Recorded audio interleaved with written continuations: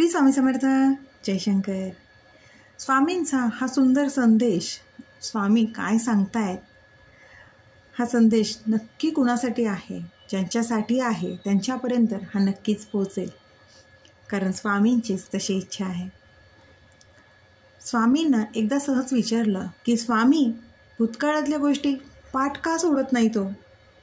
सगळं सुरळीत असताना अचानक मागचंच आठवून मन सुन्न का होतं? का मागच्या भूतकाळातल्या गोष्टींमध्ये वाहवत जाऊन त्याच्यातच गुंतत जात असते? त्यावर स्वामी सांगतात, अगं, भूतकाळातल्या गोष्टी त्रास देत आहेत म्हणून चिंतेत आहेस ना?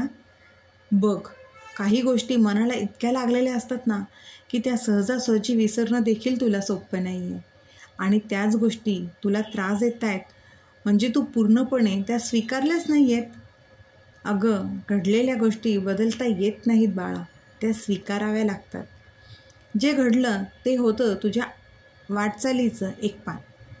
ते मिटवताही येत नाही, पण त्या पानातून शिकूनच पुढचं पान तुला सुंदर नक्कीच लिहिता येतं. तू त्याच्याकडे बघण्याचा दृष्टिकोन तर बदलून बघ, आणि तू ते बदलूच शकते. स्वीकार म्हणजे हार नव्हे गं, स्वीकार म्हणजे स्वतःला त्या जखमांपासून मोकळं करणं. कधीकधी भूतकाळ स्वीकारण्यासाठीही धैर्य लागतं, पण वर्तमान मन लावून जगलीस ना की भूतकाळाची साखळी हळूहळू नक्कीच सैल होऊ लागते. वर्तमान भरभरून जग तू, कारण आता हेच एकमेव क्षण आहे जिथे तू खरंच जगतीयस, मनापासून जगतीयस. अगं, भूतकाळ ना हे एक फक्त संथ सावट आहे, तेव्हा त्याचं अस्तित्व मान्य कर. पण एक लक्षात ठेव, त्याचं ओझं उरावर घेऊ नकोस, त्याचं ओझं उरावर बाळगू नकोस आणि भिवू नकोस. मी तुझ्या पाठीशी आहे ना, मग घाबरतेस कशाला? कुठल्याही गोष्टीमध्ये अडकून राहू नकोस, कुठल्याही गोष्टीचा विचार करून घेऊ नकोस. मागे ज्या गोष्टी सोडल्या आहेस त्या तिथेच राहू दे आणि पुढची वाटचाल आमच्या सोबतीने कर. कारण आता वर्तमानातली, भविष्यातली तुझी स्वप्न मोठी आहेत आणि ती स्वप्न तुला पूर्ण करायची आहेत. त्यामुळे तू भूतकाळातल्या गोष्टीत अडकून न राहता तुझ्या वर्तमानात जग, आणि तुझ्या वर्तमानात जगताना तुझं भविष्य तू सुंदर कर.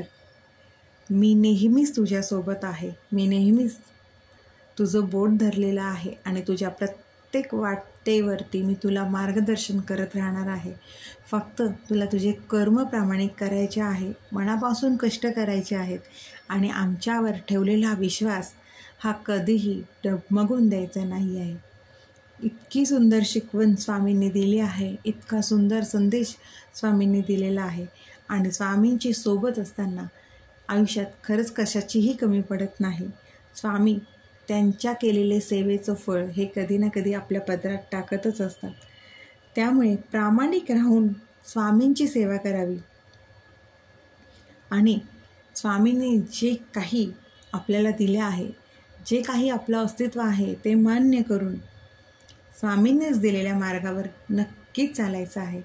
हा स्वामींचा संदेश ज्यांच्या कुणासाठी आहे त्यांच्यापर्यंत नक्कीच पोहोचेल, कारण ही स्वामींची इच्छा आहे, ही स्वामींची आज्ञा आहे. त्यामुळे स्वामींच्या इच्छेप्रमाणे जगा, आपले कष्ट प्रामाणिक ठेवा, आपले कर्म प्रामाणिक ठेवा. स्वामी आपल्या आयुष्याचं सोनं नक्कीच करतात आणि स्वामी आपल्या आयुष्याचं सोनं नक्कीच करतील, हा विश्वास स्वामींवरती ठेवा. स्वामी आपली सोबत नक्कीच करतात. श्री स्वामी समर्थ. अशक्य ही शक्य करतील स्वामी, अशक्य ही शक्य करतील स्वामी.